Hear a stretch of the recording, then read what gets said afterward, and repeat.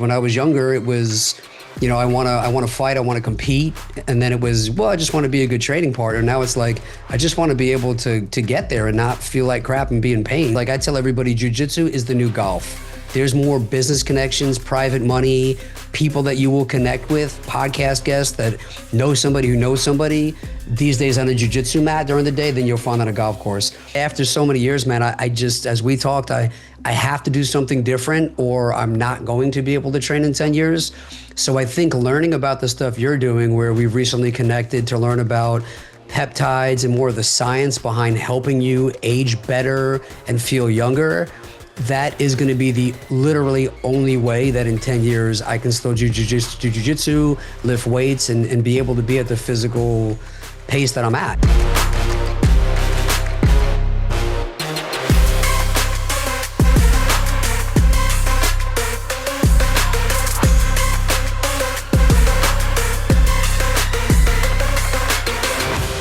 Welcome, everybody, to the Ageless Future, your place to think about things in a new light. And today I've got my friend Nick Lamagna on. And Nick is somebody who is a dynamic human, introduced to me through Garrett Gunderson, who's been on the show several times. He's a real estate investor. He's the host of the A-Game podcast. Check the A-Game podcast out. Yours truly, our show just launched yesterday. Is that right, Nick? Yeah. Yesterday. So we'll provide a link in the show notes there. Interesting thing about Nick is he is not only is he a great entrepreneur, a great hustler in the real estate world, but he's also a Brazilian jiu-jitsu black belt. And he's someone who could put you to sleep in a hurry. So I wouldn't mess with him. Even though he's got a couple injuries, he could still hold his own. He's a former amateur MMA fighter and boxer, and he invests in all kinds of asset classes.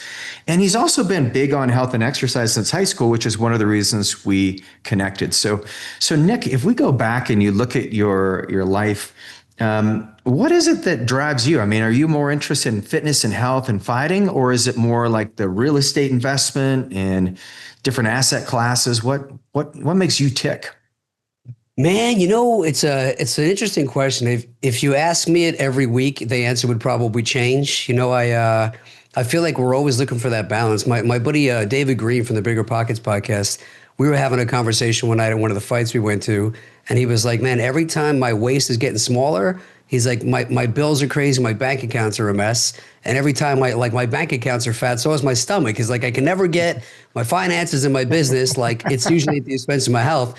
So I feel like when I'm all in and I'm like, man, real estate, business, it's when I'm like making poor health choices. And then when I'm like killing it on the health side, all of a sudden I'm like, man, I'm neglecting my business. So I think all of it just, I'm always just trying to be better, and I think when you focus on stuff, I drop the ball in some other stuff, and then you're always kind of playing the leveling game. But I think, longevity, like ageless, kind of the stuff that we connected on, that's a big driver for me on all of it, because if you want to live longer, you have to make sure that you're in a good spot, because if you're living longer, it's going to be more bills, more expenses. So you got to push yourself to make more money.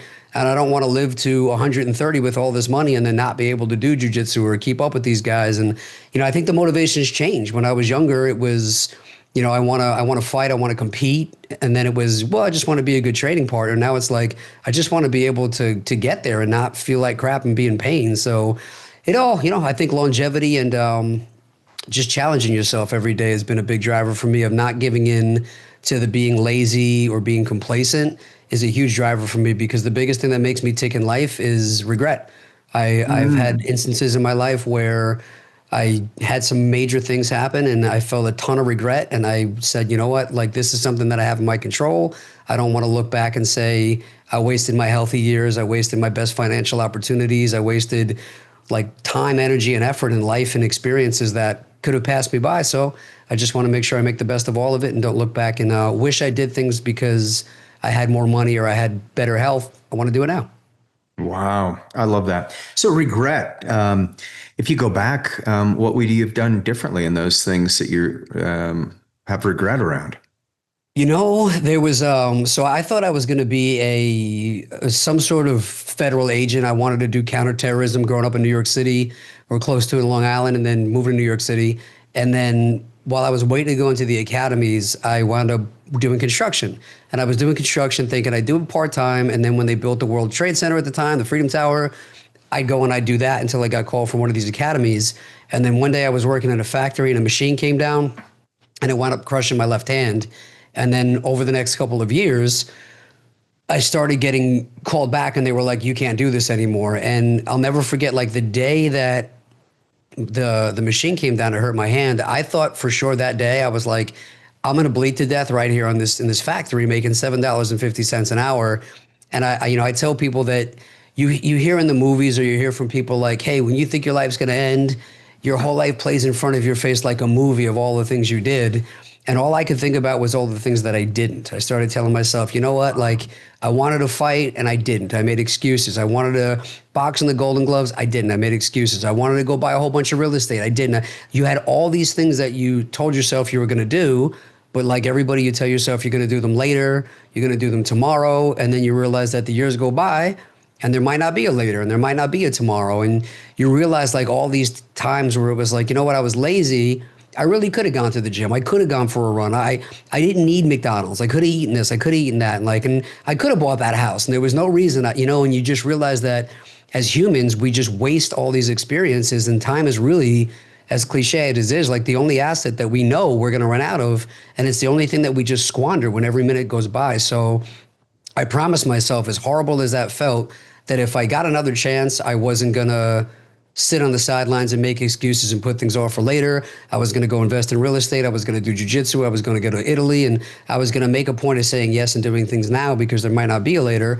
And I'm definitely not batting at 1,000, on it. But it definitely is one of those things where I try and remind myself of it a lot, of like, man, like, you might wish to feel like you feel today 10 years from now. So don't look back and regret those things. So that was a huge thing that pushed me. So I would say I wouldn't, it's not that I probably just would have done more. I would have said yes to more things. I would have taken more risks. And I do now. I take more risks. I do stuff. But I think you still always have a level of, you could be playing a little bit better than you are. And I'm just trying to level up a little bit every day and just get it, keep trying to get it right. But I keep missing it just every day a little bit by this much, I think we all, well, when you're ambitious, you have a lot of really healthy goals, and sometimes your positive thinking can outperform the reality. So if you look at that moment, you're there, your hand's bleeding, you're making $7.50 an hour.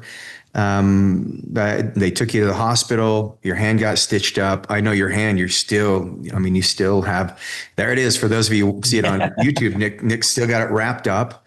What was the first step you took? I mean, how did you get out of that scenario and start building the life that you wanted?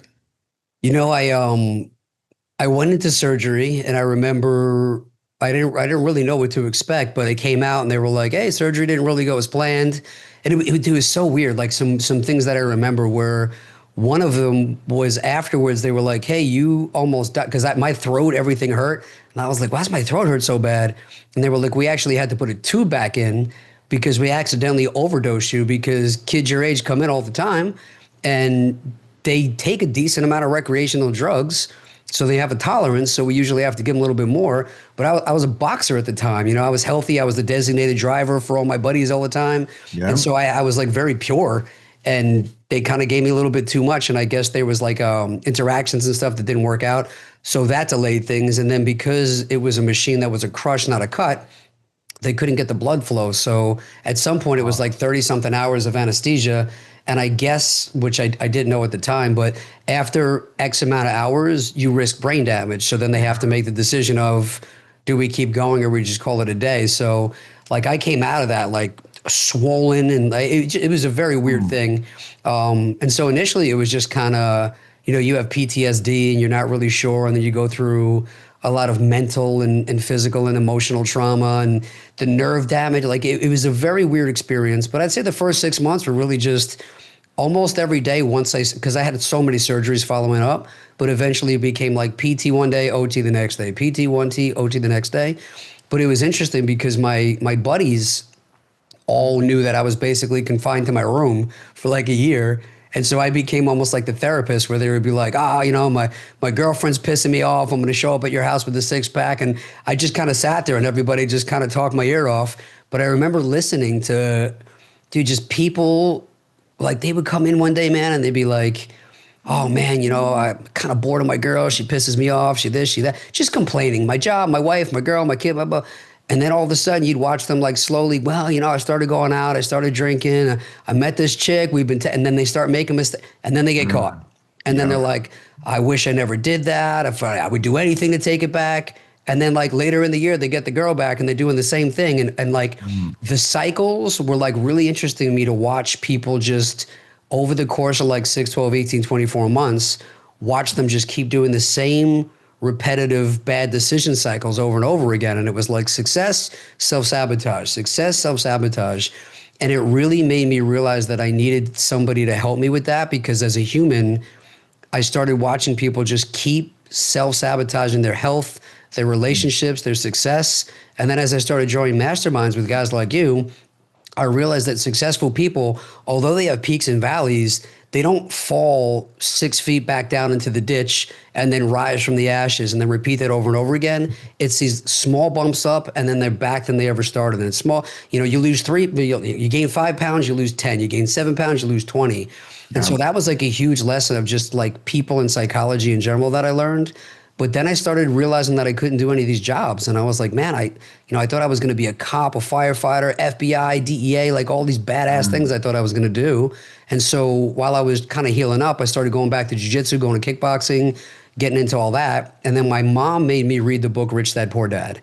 And that book opened my eyes to, like people make a lot of money in real estate and you don't need money to start. You don't need credit to start. And I was like, no money, no credit. That sounds like it kind of checks my boxes. So I started going to seminars and reading books and then, getting into hiring mentors. And I started investing in real estate because I was literally left with no other choice. And I think kind of like wrapping that whole thing up, what all of that taught me was most people in life are very reactive instead of being proactive.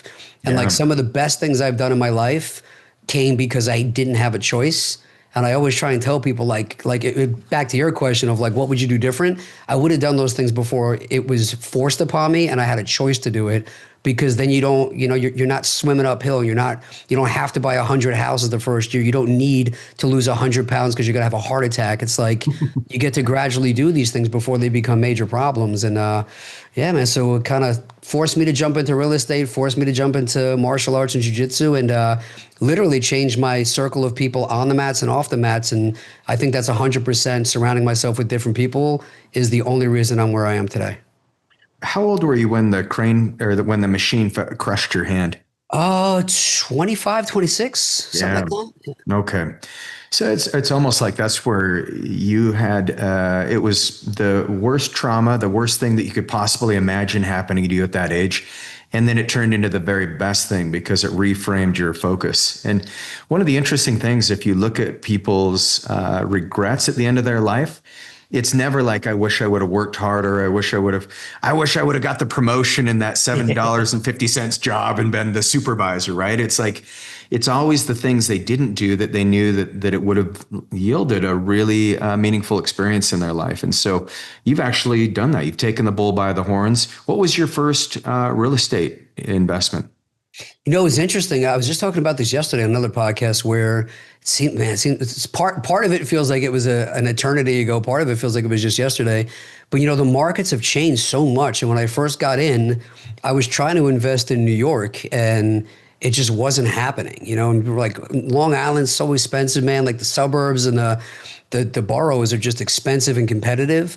So the mastermind I was in, what they started doing was they started teaching you how to invest in other markets. And it was before remote investing was really a thing.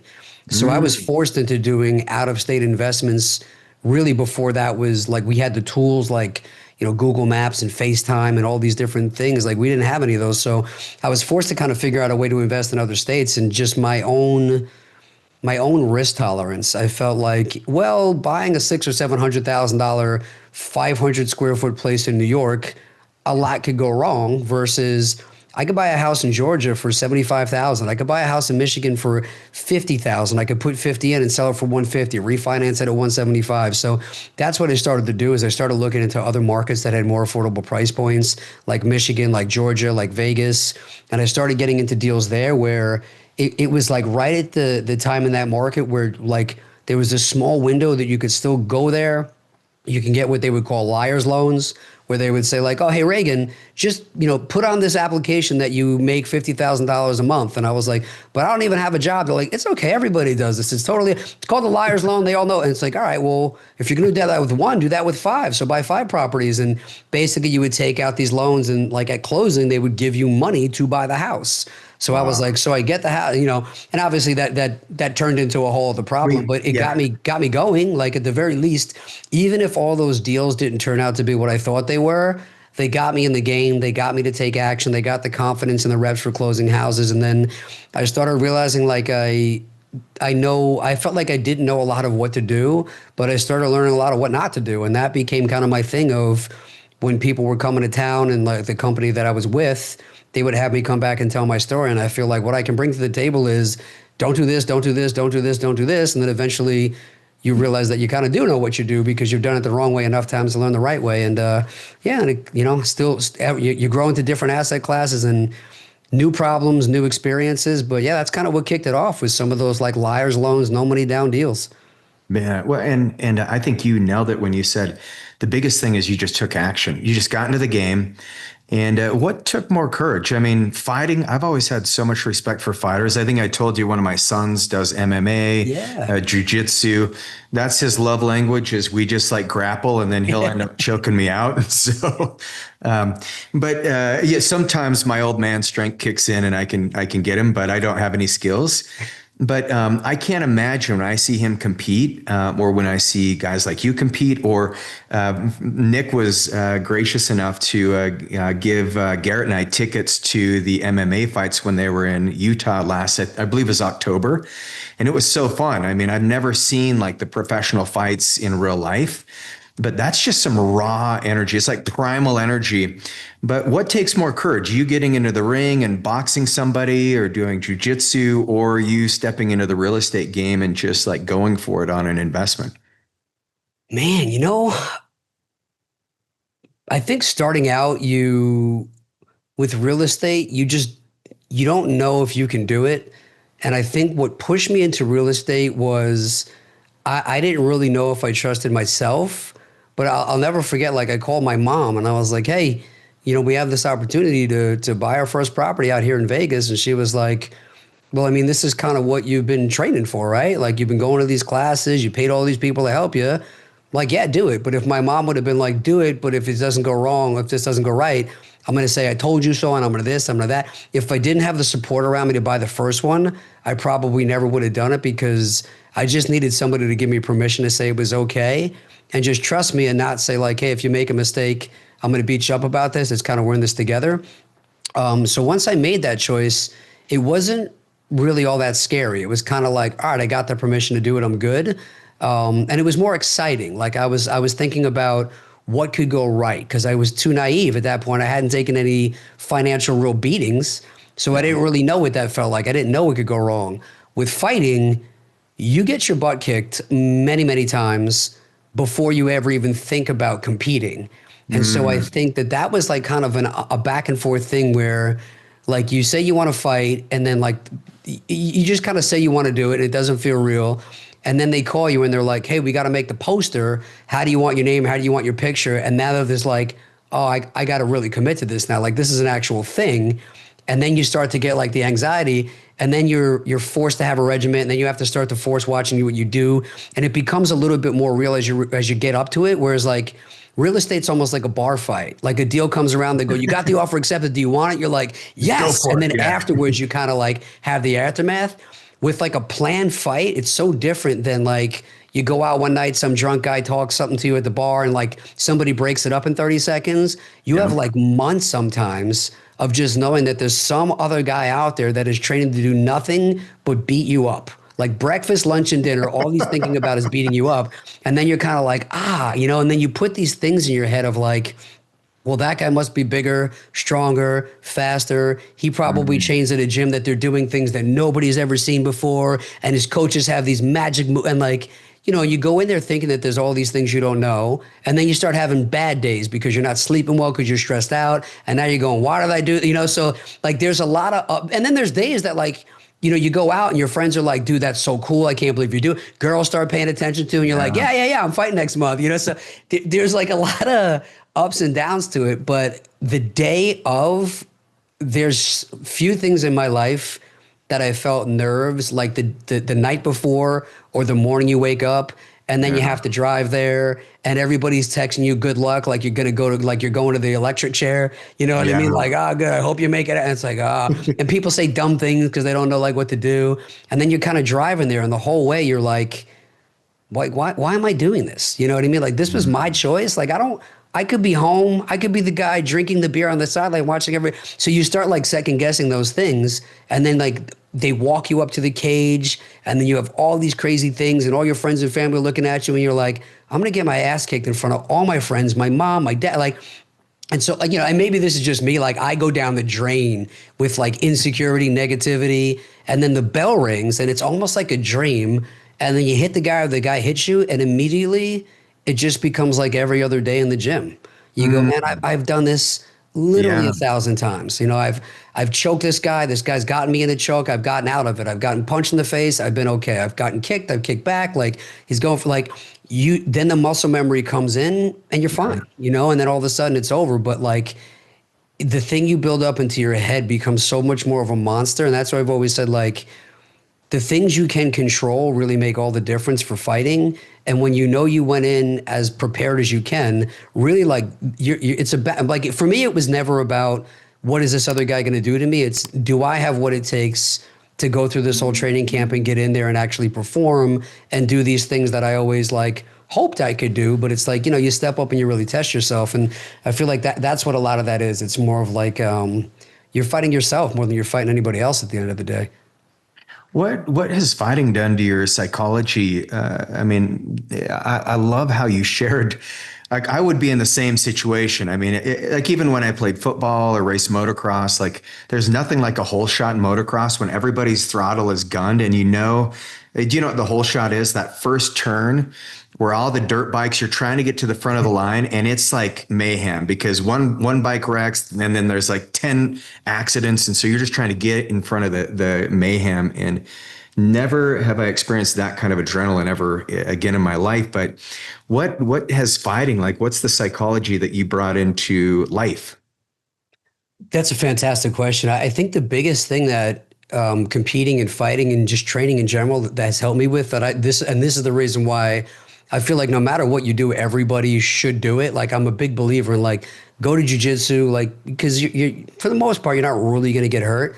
And everybody thinks that if you go to like an MMA gym or a jiu-jitsu gym or a boxing gym, everybody's a fighter. And like, as you know, from going there with like a lot of people are just going because they're bored of running on a treadmill. Yeah. It's a new community. It's a better exercise. Like it's different routine.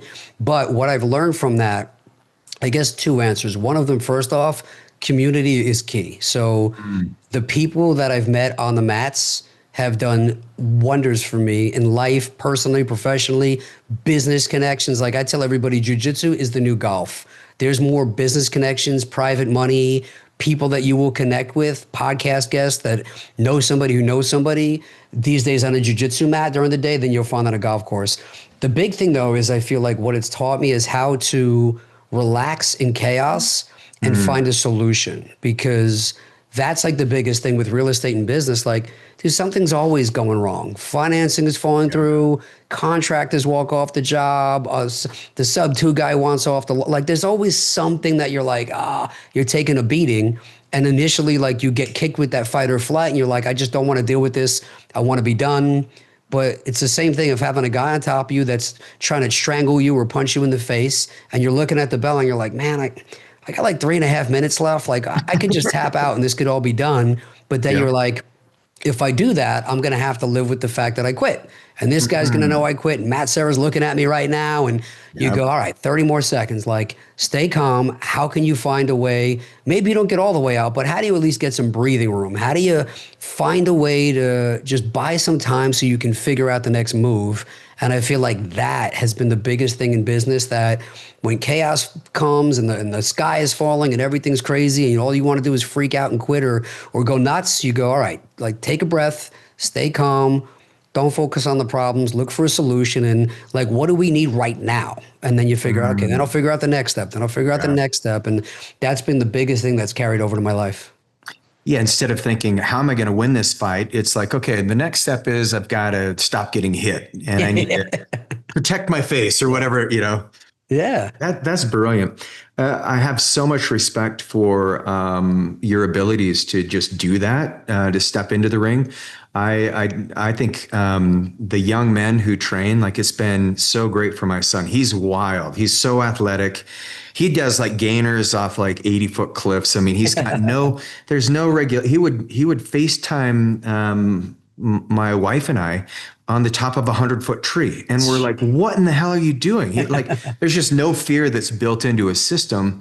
But I've seen the discipline it's given him, because he was the kid always getting kicked out of school. And he was, similar to me, a lot of ADHD and just a lot of like raw energy. He could mobilize like mountains of people. Like he'll do these, I can't remember what he calls them, like fight nights at the house when he was in high school. And we'd come home and there'd be like 100 kids and they're having fights. And then other parents started getting all nervous about it. I'm like, no, it's good nature. They're like, I'm hanging out with them. And then the cops came but he could mobilize, just a massive force. But it was that jiu-jitsu, the trainers that he had, that community that you mentioned, it just gave him a whole new lease on life. He started having confidence, realizing like, okay, who I am, my personality it's a superpower. I'm not toxic like everybody thinks I am. And so love that community. So right now, I mean, in real estate, what are you most interested in? And what are some of the kicks that you're anticipating coming towards your head in the next couple of years? So, I've done a little bit of everything from residential, commercial land, all kinds of different things. And I'm always, it's almost like having, I guess, kind of like an MMA fight. Like sometimes I take it to the ground, sometimes it's standing, sometimes it's this. I feel like it's the same thing with real estate, where I just look for deals, and when they come, there's multiple ways you can take them down. And I really don't go too much and like, I'm only looking for this. Sometimes it becomes, they all have their little unique things where maybe that, like we recently had one where we thought we were going to flip it and hold it long term. And then it turned out to be like a really old house that was okay, but like it was in a city that was like a pain in the ass to deal with. And we were like, you know what, instead of tying up resources for 9 months doing this major rehab, let's go ask the neighbor if they just want to buy it. And the neighbor was another investor, and they paid us like 35 grand to walk away. And then another one we were going to sell. And then our lender came through and was like, man, this house is beautiful. Area is beautiful. Why wouldn't you just keep this? And they were like, well, because you want your money back, And he was like, well, like, what if I keep my money in and we do a 50-50 and we keep it as a rental? And I was like, fantastic. Now we own the home free and clear, and we split the net rent 50-50. And then there's other ones where like you get to take it over subject to. And so I'm really not married to one specific strategy. When I can keep houses now, I would like to. I like creative finance stuff. I like wholesaling stuff. I'm not opposed to wholesaling stuff. What I have paused on is I've paused on commercial and multifamily stuff.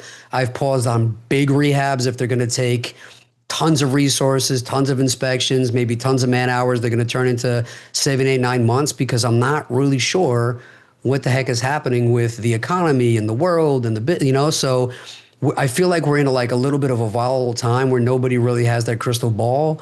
So I don't want to overcommit to something that when it's done, maybe the market looks totally different. So I'm trying to get things that I can get in and out of and either sell them or hold them within a 3 to 6 month period.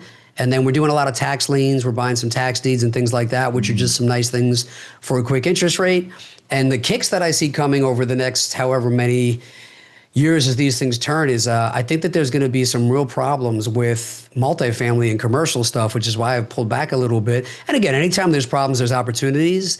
Sure. But for me, I travel all over the country and I see these huge developments going up everywhere, man, for like the last few years, giant stuff. And the majority of what I see are apartment buildings and like these big developments. And I feel like there's going to be, it reminds me a little bit of like 2007, 2008, when they just overbuilt all these residential subdivisions. And then when they were all built, they were kind of like, crap, this was all really investor driven. Now we have too much of a supply. Then they start to have to drop the price, drop the rents, drop the price, drop the rents. And I worry that that's going to happen with all this new A-class beautiful stuff that they're doing. How is that going to affect the rental market? So I'm a big believer that even if those get affected, residential detached single family homes, God forbid there's another lockdown, another pandemic, that privacy is something that you are really going to pay a premium for. So right now I'm just a big believer in like just single family residential homes. And again, I know guys that make money doing everything, but for me, that's my risk tolerance is I feel like that's steady, that's safe. And I feel like if interest rates drop, prices are going to go up. And if interest rates go up, then you can get a better price. And then rents are going to be great. And even like wrapping this whole thing up, what I see happening is people are all excited that they think, values are going to come down and rates are going to come down. The problem that I think people forget that, I've been investing almost like 17 years now, dude. Like I remember all the good and the bad. And I think there's people that got in the last few years and they only remember the good. But when real estate's really cheap and there's houses everywhere and prices are down, banks are going, we don't like this. We're not going to lend to you unless you have an 840 credit score, perfect paper, know this, know that. So even though it's there, the traditional home buyer is still going to have a problem. So they're still going to need to rent. And I think that's where guys with relationships and private capital and stuff like that are going to be able to come in and really make a big splash. Because, dude, some of those like bad properties I bought in like 2007, 2008, they're almost free and clear now and they're quadruple the value. That's awesome. And yeah, that's what I see in the market too, is like these big communities that are going up, these apartment complexes. I'm like, people don't want to live there long term typically. And so one of the, I'll share with you kind of my vision of putting wellness and longevity into these communities. It's like a lot of these communities, you're isolated. I have relationships with all my neighbors here. They're all clients too, which is really fun. And we get together just randomly. And it's like, man, it makes such a difference when you know your neighbors. But one of the things that that people are interested in these days is that wellness aspect. So where you have not just the gym, but you have amenities like the contrast therapies, hot and cold. You have a sauna in there. You've got some type of medical care. And so one of the things we're doing up here in Midway is we're creating a longevity center. And where people in the community will have a chance to come into it. It's a gorgeous facility. It's over the top. It wouldn't need to be that way in other communities, but it will be a 30,000 square foot facility. We've got pickleball courts. We're going to have restaurants there. I'll have a teaching space. So if you want to host some of your events out here, you come hang out. We'll have a place for you to stay. I mean, and it all matches the Cotswolds. So it's this gorgeous design. But I look at the future, and if we're going to be living longer and really creating this, what I call the ageless future, I'm like, well, we need it. It needs to be fun. Like you don't like it, no matter what. And so I can see like I want to put wellness into all of these big developments, and that will actually increase the value of the properties anyway. It differentiates things for the developers. But it also creates, on the flip side, it creates much greater health because as you learn in your jiu-jitsu, you're like, there's a community aspect of it. And when you've got a community behind you, you can succeed far greater than, your mistakes are valuable because you teach other people in the community and then they teach you, the ones that are ahead of you. They're like, hey, Nick, don't do this. This is where I made a mistake. And so you learn really quickly that way. But yeah, that's my vision of solving the real estate crisis that is inevitable. Yeah, I think that's awesome, man. You bring up a great point too, because, my parents, I've been trying to get them to move. And like when I finally got my dad to open up about it, he was like, if I move somewhere else, I don't have any friends. Like, what if I need help? And I think like the older community, the stuff you're talking about, and probably both sides, actually, the older community and the younger community, that whole TikTok generation, dude, like they want everything right there. Yeah. So I think both of those serve that purpose for like, you got your food, you got your shopping, you got your restaurant, you got your and you got people around you. Cause I think that there's a huge loss of, as people get older. I was reading all these studies on it with Sahil Bloom, great guest. You should actually have him on your podcast. He wrote Right. a book called The Five Types of Wealth. And he did all Oh, these yeah. studies, and they were talking about how during the pandemic, part of the reason they think a lot of people's health deteriorated is because they had no more human connection. And so I think what you're doing is you're supplying that. And I think that that's going to be another key, that social interaction and keeping your brain and your body healthy and having a reason to get up and people to talk to and keep you young and keep you excited are part of that ageless future you're trying to build, man. So I think that that's incredible. Yeah, yeah, we'll see. It's a project that just started, 6 months ago, and we'll be done with the first one maybe in about a year. Dude, that is It's badass. That sounds so cool. it's so cool. I'm excited to have you out. I'll show it to you. So tell me what A game is when Nick's on his A game. What's it like? Clear-headed, no pain in your words. Everything feels good. What your brain is telling you, your thoughts are coming quick, your thoughts are coming clear, your body's responding in the way that is. Like when you just feel like you can't miss, things are slowed down, no anxiety, like good energy. That's when I do my best. When I'm not really thinking clearly, when I have brain fog, when I feel lethargic, when my ADHD is kicking up all over the place, that doesn't help me. But when I feel like my A game is just no matter what I'm doing, even if I'm not feeling my best, I'm giving it my all. That to me is my A game. So it's not about the result, it's about the effort, which kind of going back to what we opened with. It's like, man, like I didn't sleep good last night. I don't feel like going to the gym. I don't feel like going to jiu-jitsu.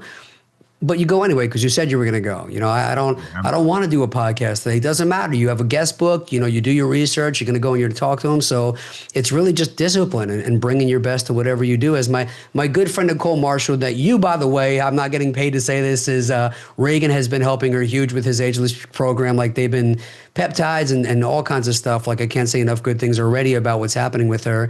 But she's always been like, hey, whether you're buying real estate, doing jiu-jitsu, doing a podcast, or cleaning the toilet, you bring your best to that because the thing is, it's not just about what you're bringing there. Other A players look for other people that bring their A game. And then that's how you get into other circles. And like, I remember I had a guy on my podcast, Joe Latrulio. He's been on a bunch of movies and TV shows and stuff. And he was talking about how he was on a TV show and he was kind of like being a brat. And they were like, what's the matter with you? And he was like, oh, I don't want to be this role. I want to be the star, and I should have been this guy, and I should have been that guy, and whatever. And they were like, look, we're going to do other shows. We're going to do other movies. The best way you ruin an opportunity to be in another show is by handling this one like this. And I was like, yeah, like that's the thing is like, you got this opportunity in front of you, do your best with it, or you're probably not going to get another one. And that's kind of what I like to do is just bring my best, the best I can that day to everything that I focus on.